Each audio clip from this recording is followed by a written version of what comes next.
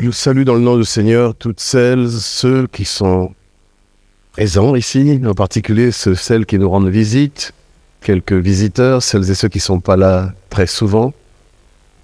Et puis il y a des visages que je retrouve avec beaucoup de bonheur par là. Soyez bénis dans le nom du Seigneur. Tout un tas de raisons que vous comprenez, je suis très content de vous voir ici.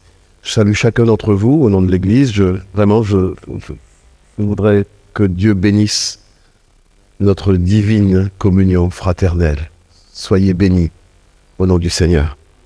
Je voudrais merci à notre frère qui nous arrive de Belgique d'être avec nous et un grand salut à l'Assemblée de Belgique, roumaine de Belgique, de notre part. Nous sommes très heureux et honorés de ta participation à ce service bien-aimé. Je ne voudrais pas manquer de vous dire que nous avons un rendez-vous important, un rendez-vous public important, qui est une marche pour marquer que notre vie chrétienne dans ce pays marche pour Jésus. Tout le monde est au courant, hein? Il y a quelqu'un qui n'est pas au courant, là, qui peut me rappeler la date, parce que Ah, vous êtes au courant, hein, frère Dominique et son épouse, qui patronne, entre guillemets, cet événement. Donc Dominique, avec son épouse, on est le principal responsable. Donc si vous avez besoin de renseignements sur la marche pour Jésus, il y a l'homme de la situation est au milieu de nous. On ne peut pas mieux trouver. Hein.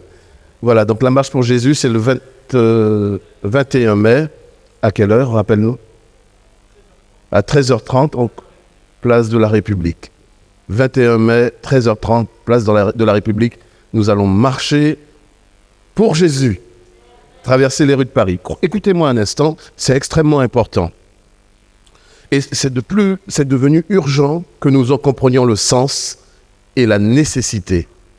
Il y a toutes sortes de défilés dans Paris, toutes sortes de proclamations, même les plus odieuses. Je vous raconte une d'entre elles, la dernière en date pour moi. Il y a ici quelqu'un qui se trouvait dans mon bureau à Paris à un moment donné. Non, il n'est pas là. Et nous étions très étonnés de voir juste devant la vitrine un rassemblement de forces de l'ordre incroyablement important. Moi, j'ai été très surpris, mais j'ai jamais autant vu de policiers avec les matraques, les trucs, je sais pas comment, les boucliers, là, espèce de enfin, tout ce qu'il fallait. Et on s'est dit, mais qu'est-ce qui se passe?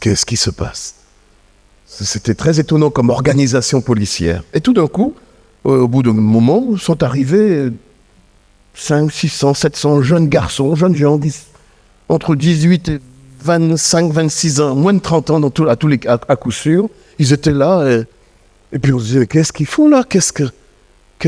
On voyait pas très bien l'histoire. Et puis eux aussi, ils avaient les policiers avaient des bâtons et tout ça, là, et des grenades ici, enfin vous connaissez l'uniforme. Et eux, ils avaient des épées, comme des épées.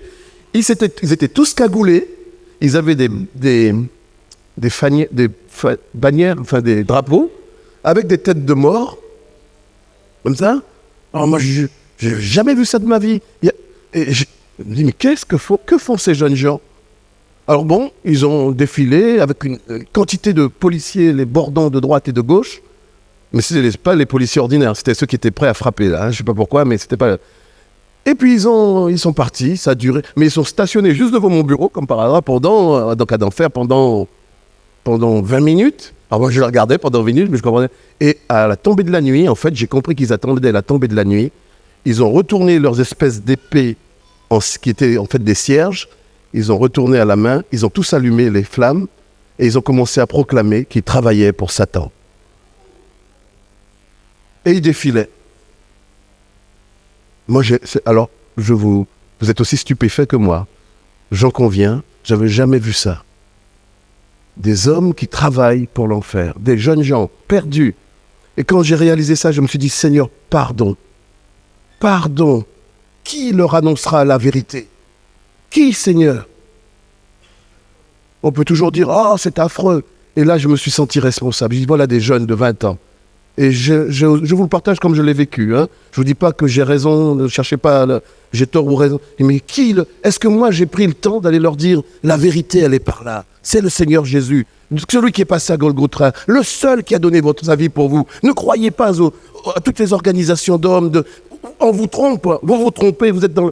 Qui leur a dit? Est-ce qu'une fois quelqu'un leur a dit? Je ne sais pas, je me pose la question. Alors je me dis, aujourd'hui nous avons une opportunité.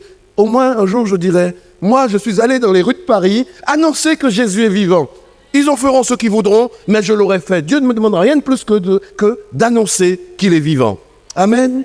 Alors moi j'encourage tous ceux et celles qui peuvent le faire à le faire, parce que à se rendre là, c'est un acte qui peut nous paraître élémentaire, banal, ordinaire, mais finalement, c'est peut-être par là que les hommes retrouveront la vérité.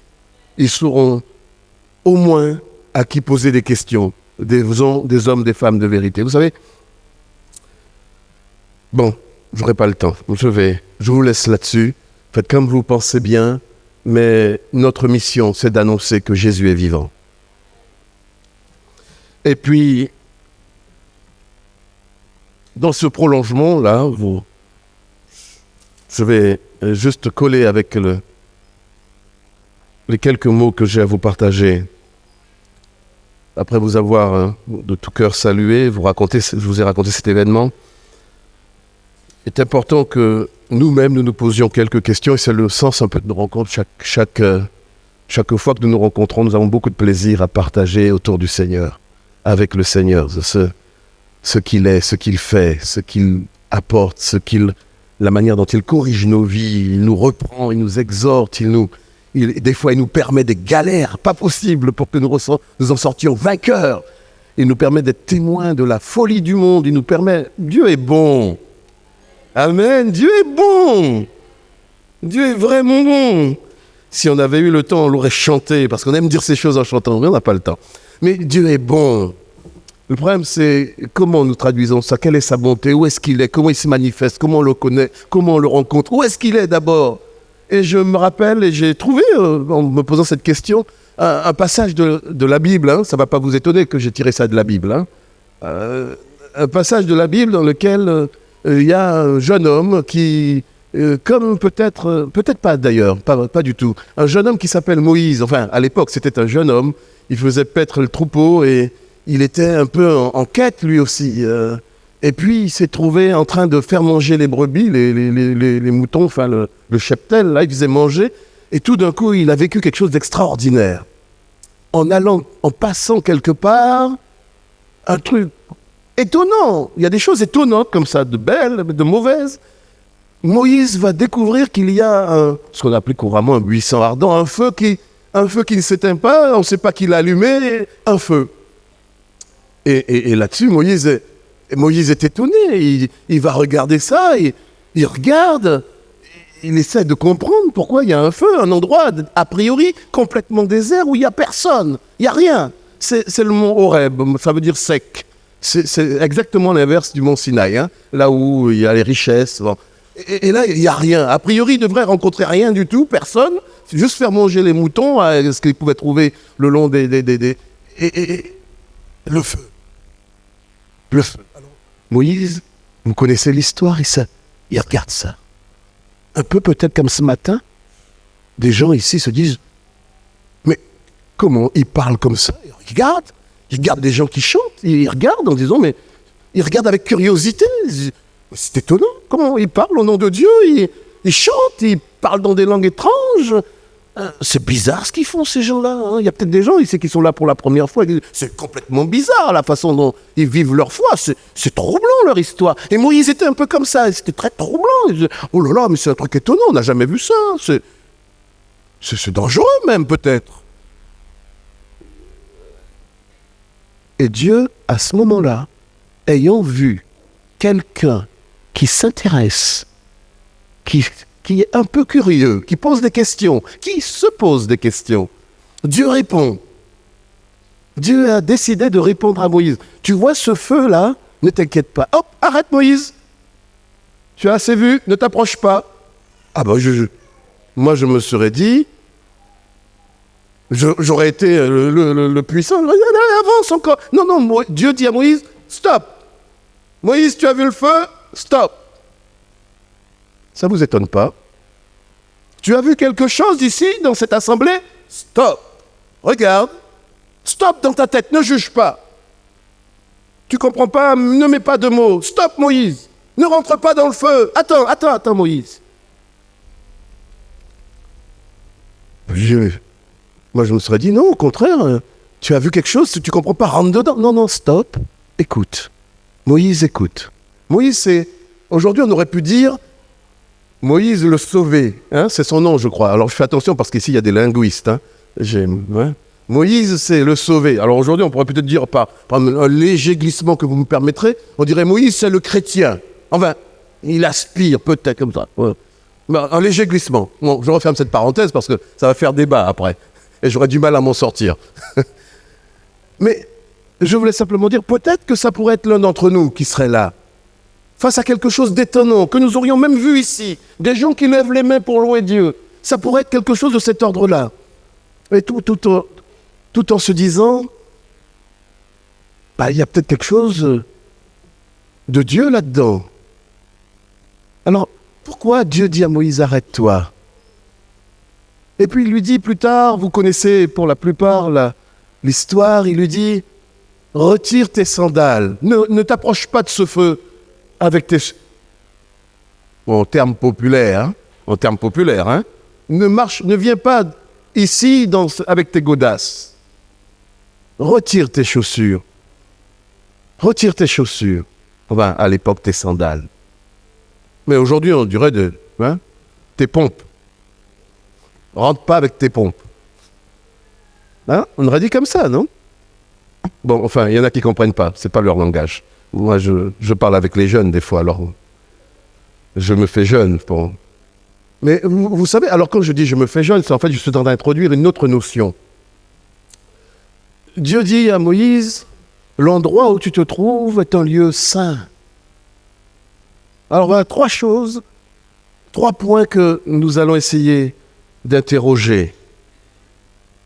Alors, et Dieu vient, comme toujours, on n'aura pas le temps d'évoquer ce 4e point, mais Dieu vient toujours avec un projet. Il vient voir Moïse, curieux, qui se dit, il y a quelque chose d'étonnant dans cette maison, il faut que je comprenne. Et il lui dit, voilà, j'ai une mission pour toi.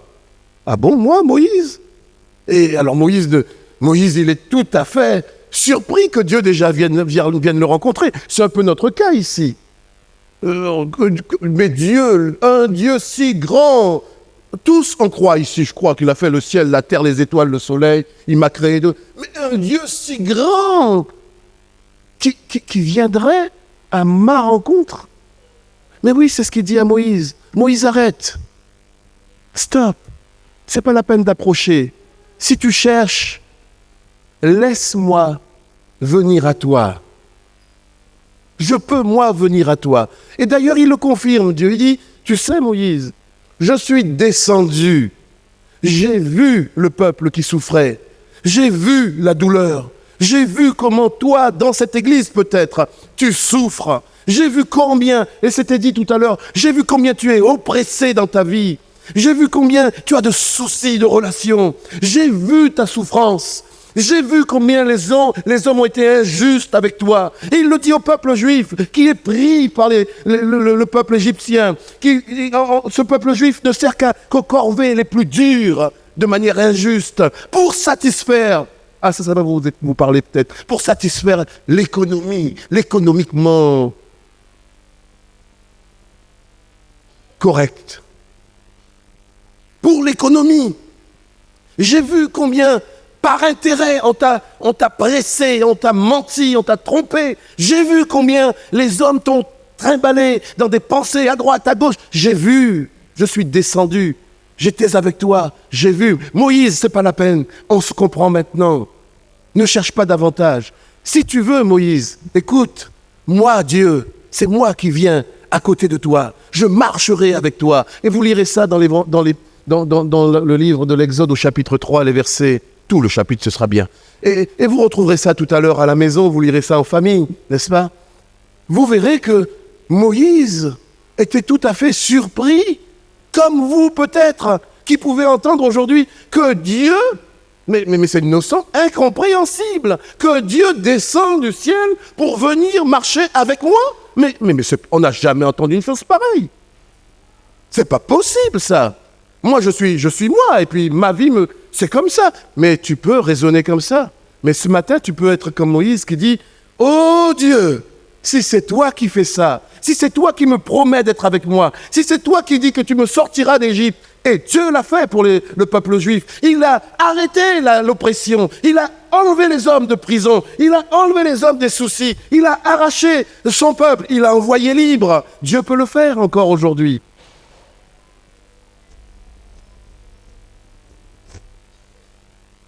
Tu peux échapper, et tu as bien fait d'être ici. C'est parce que beaucoup d'entre nous sommes, et je parle aussi aux chrétiens, beaucoup d'entre nous sommes quelquefois malmenés par la vie. Des relations difficiles, des couples qui se déchirent, des familles qui se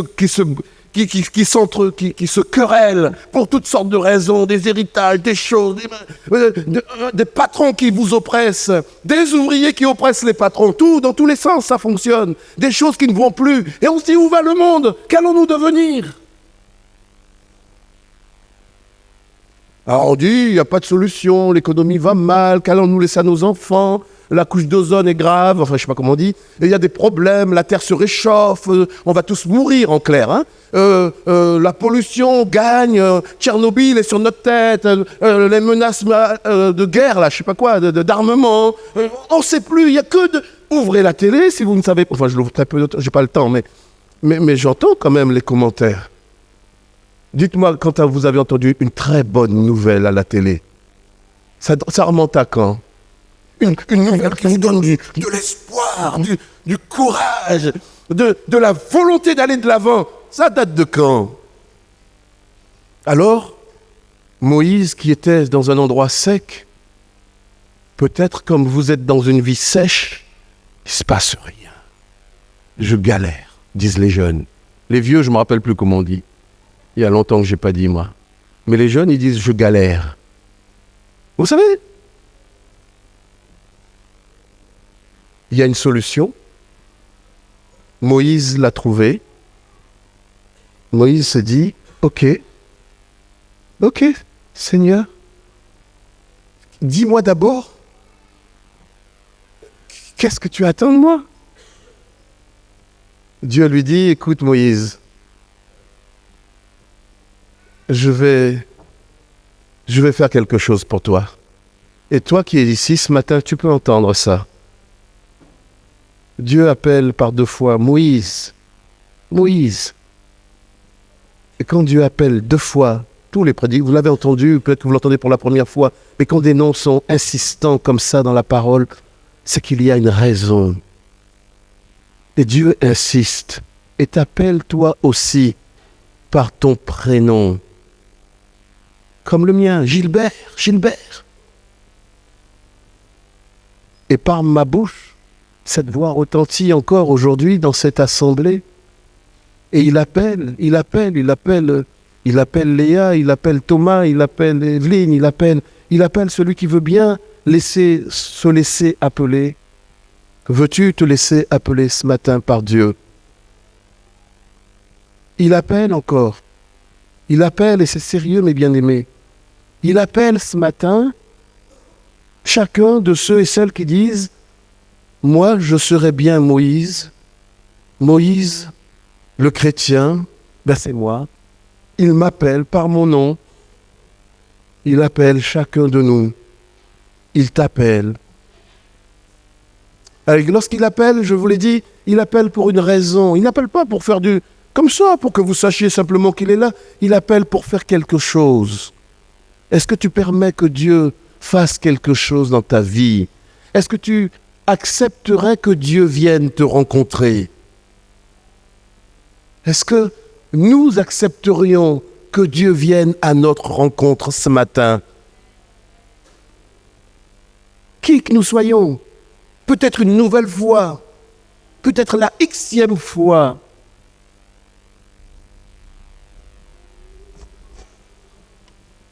Alors il se présente comme ça.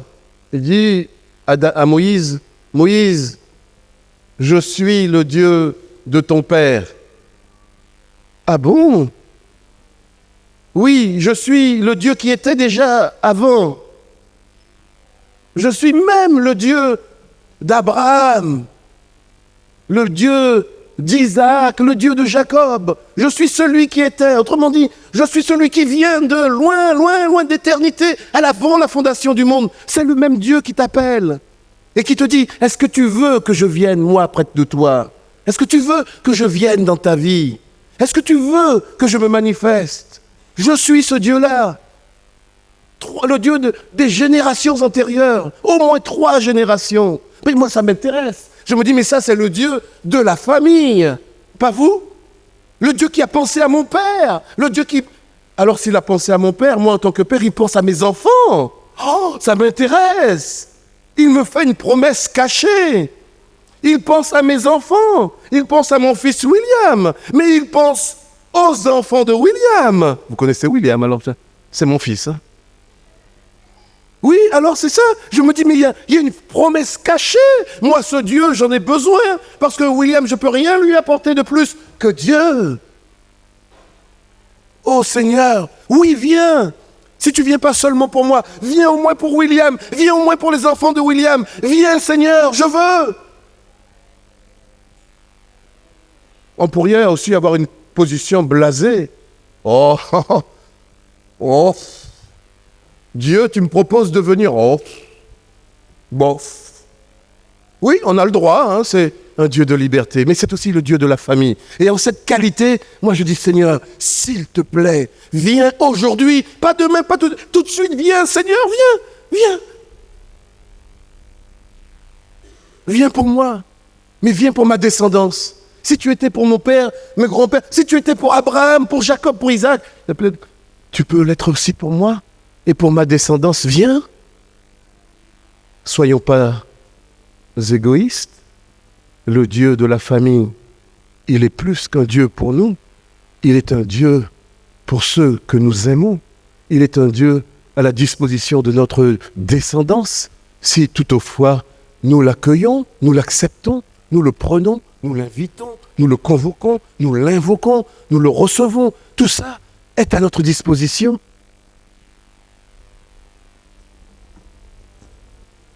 Alors ce Dieu-là, il dit, je suis venu pour les autres. Moi, je trouve extraordinaire ce Seigneur. Je viens aussi pour vous. Je viens pour vous. Je viens pour toutes celles, ceux qui sont... Ah, on va faire court parce que j'ai pas le temps, alors j'employais encore ce mot, dans la galère. Quelle qu'en soit la forme. Elle a une forme administrative pour les uns, elle a une forme économique pour les autres, elle a une forme sociale, elle a une forme... de santé, elle a une forme. Je viens. C'est pas la peine que tu t'avances davantage. Mais retire tes chaussures. Retire tes sandales. Et si tu retires tes chaussures, ce sera le signe que tu veux bien que je vienne. Retire tes chaussures. Alors, moi j'ai vu dans certains endroits, enlever les chaussures physiques, hein, on retire les chaussures pour entrer, parce qu'on dit que c'est un signe de sainteté. Oh, c'est une traduction que je ne conteste pas. On aurait pu tous enlever les chaussures avant de rentrer dans l'église, et puis ça aurait été pas moins bien, je n'ai pas de priori avec ça. Mais ce que je voudrais dire, c'est que quand même, c'est un peu plus que ça. Enlève tes chaussures. Oh, d'ailleurs, enlever ses chaussures, j'ai entendu, je ne parle pas l'allemand, mais en ayant entendu une fois une traduction, j'ai compris qu'en enlever ses chaussures, en allemand, on dit se déshabiller les pieds. Alors, donc, c'est une notion comme ça, c'est déshabille-toi. Alors, heureusement qu'on n'a pas marqué déshabiller, parce que c'est qui retire les chaussures là-bas. Si tout le monde se déshabille avant de rentrer dans l'église, ça fait quelque chose de tonnant quand même, hein, vous conviendrez. Donc, c'est peut-être pas forcément se déshabiller au sens que l'on veut l'entendre, même pas enlever ses chaussures au sens premier. C'est peut-être, et là je vous demande votre attention, c'est peut-être être nu des pieds, enlever quelque chose. Oui, se déshabiller intérieurement, c'est être dans la vérité, ne rien cacher. Seigneur, voici ce que je suis. Et des fois même, on ne sait même pas ce qu'on est. Moi, je ne sais pas si ça... Moi, quand je vais devant le Seigneur, s'il faut me qualifier, je dis, Seigneur, tu sais toutes choses. C'est plus court et c'est peut-être plus vrai. Parce que... Et vous savez, Moïse, il fait cette expérience. Quand Dieu lui dit, retire tes chaussures, alors il commence à dire, mais alors je suis qui ? Et il pose la question carrément au Seigneur. Il dit, mais, oh Dieu, mais qui suis-je, moi ? Il ne sait même pas qui il est. Il veut tellement être vrai. Il veut tellement être juste. Il a tellement compris le message de Dieu. Il a tellement compris qu'il n'est pas la peine de se cacher. Ce n'est pas la peine de rouler, de faire des efforts, de courir. C'est la vérité que Dieu recherche. La vérité du cœur. Et chacun de nous ici est appelé à se demander devant Dieu, mais qui suis-je, Seigneur? Je suis qui, moi, Seigneur, pour que moi tu m'appelles? Je suis qui pour que tu me donnes une mission? Je suis qui pour que tu m'envoies te servir? Mais qui suis-je, Seigneur? C'est la question de Moïse à Dieu. Alors Dieu lui dit, écoute, c'est pas important. Ta confession me suffit. Ta confession. Non, c'est moi qui dis comme ça, le texte ne dit pas. C'est la traduction. Hein? Alors, puisque tu en es là, sache, Moïse, que le lieu où tu te trouves est un lieu saint. Tu es prêt à enlever tes chaussures? Tu es prêt à te dénuder? Tu es prêt à être dans la vérité? Alors moi, je viens. Et tu pourras considérer que le lieu où tu te trouves, quand tu retires tes chaussures, est un lieu saint. Pourquoi? Parce que quand tu acceptes d'enlever tes chaussures, moi, je viens. Quand tu acceptes d'abandonner une vie de péché, une vie impure, une vie incorrecte à mes yeux, moi, je viens. Ah, ça voudrait dire que des fois, nous avons, pour rencontrer Dieu, se laisser rencontrer par Dieu, nous avons des choses à déposer, des chaussures à enlever, une vie à changer, des habitudes à changer, une habitude toute simple. Et ce sera la conclusion tout à l'heure, donc 5 minutes. Ce sera quand même peut-être de se demander, mais pourquoi ne sommes-nous pas plus souvent dans les lieux où Dieu se trouve? Mais pourquoi ne sommes-nous pas plus souvent dans l'église? Changer les habitudes, c'est peut-être déjà être dans la maison de Dieu. Alors que nous avons tant de raisons de ne pas nous y trouver, tant de bonnes raisons d'être ailleurs. Ailleurs. D'abord, c'est très loin, je ne sais pas pourquoi on y va, mais dans la maison de Dieu, voilà une habitude qui peut changer nos vies. Alors, est-ce changer pour changer comme ça? Non. Regardez, vous lirez à la maison. Hein? Quand Dieu s'approche, il donne un signe. Ah, j'ai aimé ça. J'ai aimé ce côté signalétique que Dieu nous donne. Moïse dit, « Ok, Seigneur, tu me donnes une mission. Tu veux que j'aille faire quelque chose? Tu veux que j'aille parler au peuple? Tu veux que j'aille dire que toi, tu veux que j'aille parler à Pharaon? Pas n'importe qui en plus, à Pharaon. Mais Seigneur, tu sais vraiment pas qui je suis? » Et Dieu lui dit, oui, tu vas y aller, tu vas parler à Pharaon.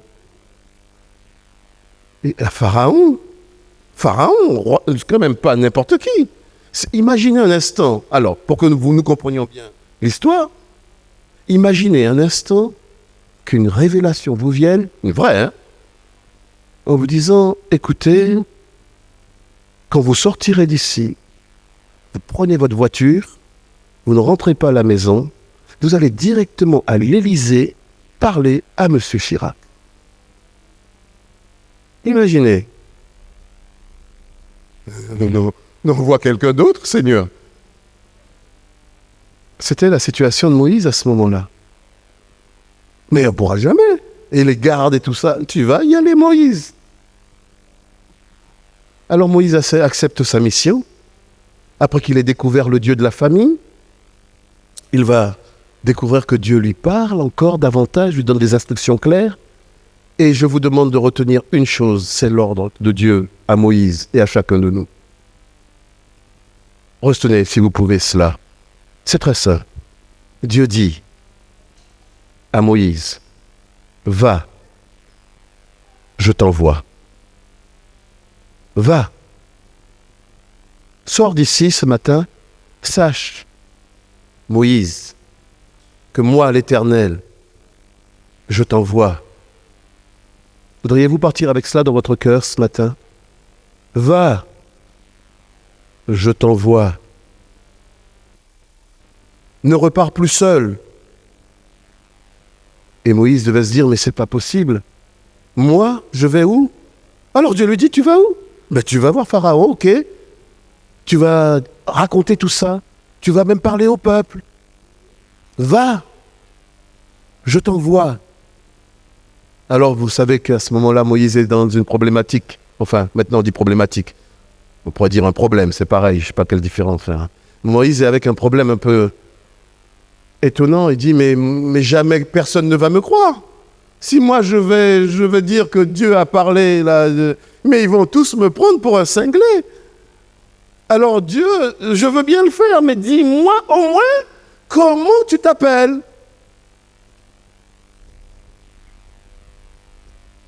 Autrement dit, vous savez comme moi que lorsque l'on demande un nom à ce temps-là, à un juif, on lui demande tout son pédigré. Dans le nom, il y a tout ce qu'il est, tout ce qu'il fait, tout ça. Mais dis-moi, alors, mais c'est que cette question étonnante. Enfin, de prime abord, je l'ai trouvée très intelligente. Mais après, je l'ai trouvée très inquiétante. Je me suis dit, voilà, un Moïse qui marche depuis sa famille, depuis sa naissance avec Dieu. Et puis alors, qui est une question intelligente. Et puis, après, je me suis dit, mais c'est pas si intelligent que ça, quand même. Moïse, qui demande à Dieu qui il est. Vous comprenez ma remarque?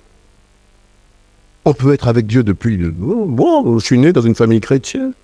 Je connais. Dieu, pas de problème. Et quand Dieu lui dit qui il est, il comprend encore moins. Moi non plus. Je suis celui qui suis. Tu vas leur dire... Ah, moi, je préférerais dire Dieu, hein, je vous garantis. Ça passe mieux que... Celui qui s'appelle « Je suis », celui qui suis, m'envoie vous dire... On n'avait rien réglé, à mon avis. Mais Moïse est allé, Moïse a fait, Dieu a tenu ses promesses. Question. Est-ce que nous pouvons recevoir ce matin ce mot d'ordre de Dieu? Va, moi l'Éternel, je t'envoie. Je t'envoie où? Je t'envoie quoi faire? Et je résume ainsi, quelqu'un d'autre ici l'aurait fait certainement mieux que moi, certainement d'autres d'ailleurs.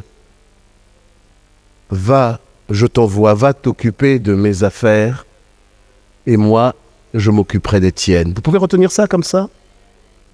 Va, je t'envoie t'occuper de ceux qui ne me connaissent pas. Va, je t'envoie. Alors, vous voyez, non seulement je peux accueillir le Seigneur, et le Seigneur de gloire, le Seigneur Jésus, je pourrais vous dire que c'est une réalité parce que Jésus est devenu cette parole. Il s'est fait chair, on dit incarné.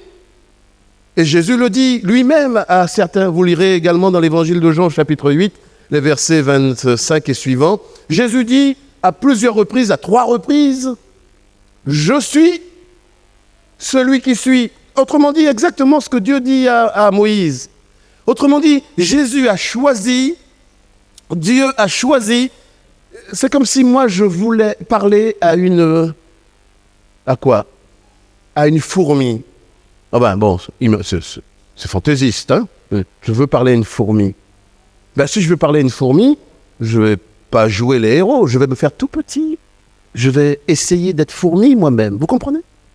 Si je voulais parler à un enfant, ben j'essaierais d'avoir, enfin, ça aurait été bien, que j'essaie d'être au niveau d'un enfant. Et Dieu a le même principe. Comme il a voulu parler aux hommes, il s'est fait tout petit homme en Jésus. Il est venu sur la terre.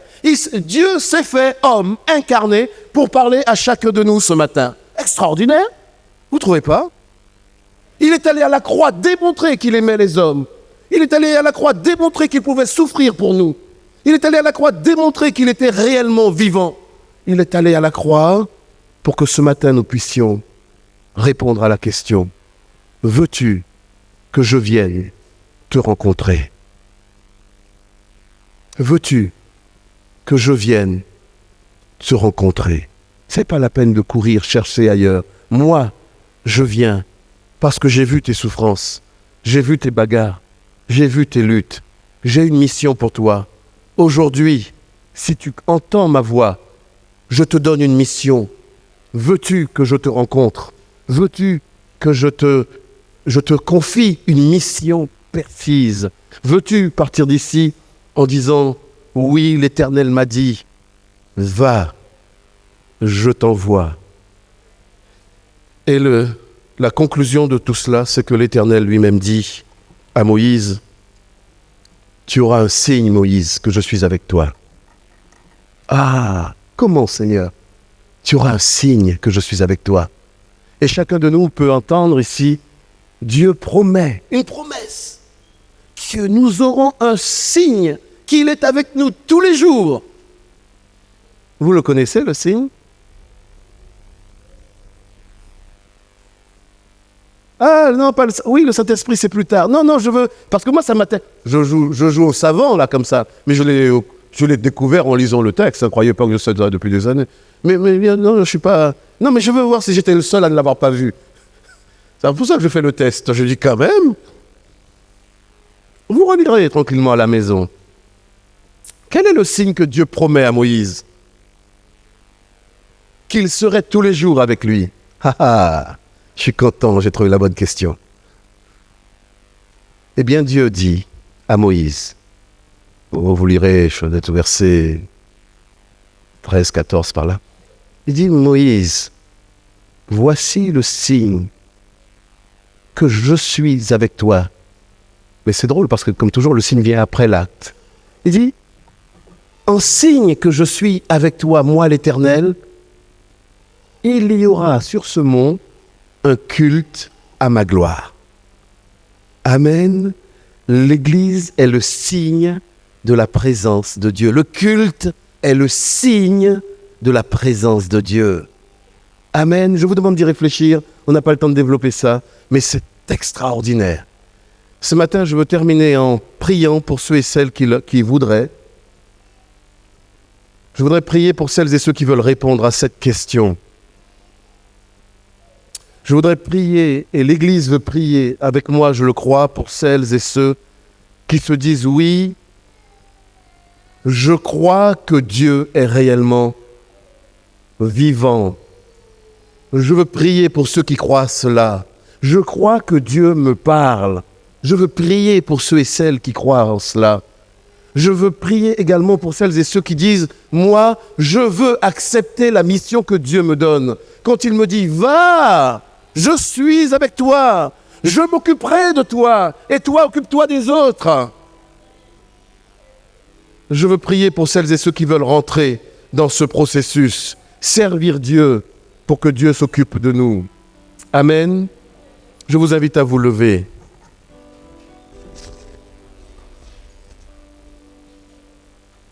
Le temps est arrivé, je dois conclure, mais je veux simplement...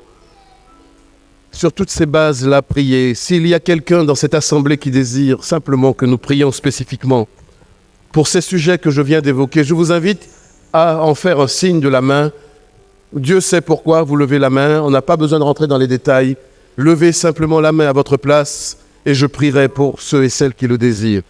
Vous savez, ce n'est pas devant un homme que vous levez la main, ce n'est pas devant un pasteur, c'est... Oui, je comprends qu'il y en ait même qui ont envie de lever deux mains pour manifester leur décision. Mais je vous encourage, je suis d'accord avec votre comportement. Parce que la Bible dit, et la Bible nous montre qu'il n'y a pas besoin de se résigner. Et je voudrais que vous m'écoutiez. Vous pouvez baisser vos mains, Dieu les voit. Il n'y a pas besoin de se résigner dans nos situations. Et je voudrais vous encourager à ne pas accepter les situations de vos vies comme des situations éternelles. C'est Dieu qui est éternel. Amen. C'est Dieu qui a promis et Dieu fait des promesses. Et ce matin, ce que je voudrais, c'est qu'il y ait ici des hommes qui partent et des femmes qui partent décidés, pas résignés, mais décidés. Amen. Décidez à ce que ça change. Décidez à ce que Dieu agisse. Décidez à ce que l'ordre de Dieu vienne dans les vies. Décidez à ce que les événements de la vie changent. Pas parce que nous sommes les meilleurs, mais parce que Dieu a fait des promesses de grâce. Amen. Décidez à prier pour ce pays. Décidez à prier pour nos quartiers. Ne vous résignez pas. Soyez soyez vraiment déterminés. Les situations les pires ne sont pas les dernières. Les situations les pires sont celles dans lesquelles Dieu veut se glorifier. Amen. Prions un instant le Seigneur.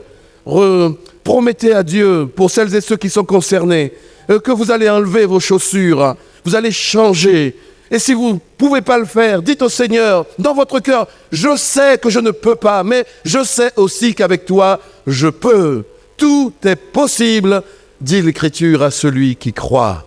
Père, je te bénis pour ce temps de vérité où l'Église se lève pour implorer ton secours, implorer ta grâce, implorer ta bénédiction